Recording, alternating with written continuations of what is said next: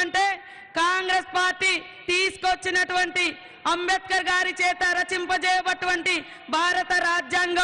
భారత రాజ్యాంగం ఉండాలంటే చేయి గుర్తుకు ఓటేయండి, మనుధర్మ సిద్ధాంతం రావాలంటే బీజేపీని తీసుకురండి. కానీ ఈరోజు బీజేపీ పేదల పార్టీ కాదు, అది కేవలం దోపిడీదారుల పార్టీ, కార్పొరేట్ కంపెనీల పార్టీ.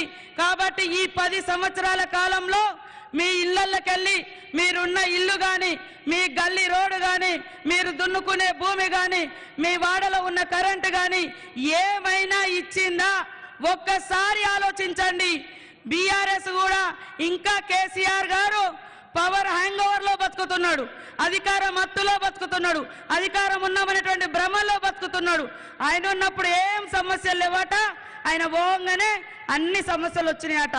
ఆయన ఇంకా ఆ భ్రమలోనే ఉన్నాడు. మీరు మాత్రం కాంగ్రెస్ పార్టీ చేయి గుర్తుకు ఓటేయండి.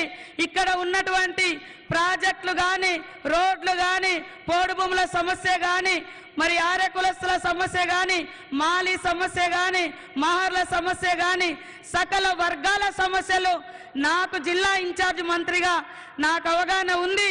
సీఎం గారి దృష్టిలో కూడా ఉన్నాయి. మీ ఆత్మ గౌరవాన్ని, మీ అభివృద్ధిని, మీ ఆశలను నెరవేర్చేది కాంగ్రెస్ పార్టీనే. మా అక్కలు కూడా ఇక్కడ పెద్ద ఎత్తున వచ్చారు. ప్రతి మహిళకు మరి 10 లక్షల వరకు ఇన్సూరెన్స్, ఎలాంటి వడ్డీ లేకుండా రుణాలు ఇవ్వడం జరుగుతుంది. ఇప్పటికే 3 నెలల్లో ఉచితంగా బస్సు ప్రయాణం, అంగన్వాడీ అప్గ్రేడ్లతో పాటు 34,000 మందికి 3 నెలల్లో ఉద్యోగాలు ఇచ్చినటువంటి ఘనత మన సీఎం రేవంత్ రెడ్డి గారిది. అదేవిధంగా మహిళలకు కూడా అన్ని రంగాల్లో ముందుకు తీసుకురావాలన్నటువంటి లక్ష్యంతో పనిచేస్తూ ఉన్నాం.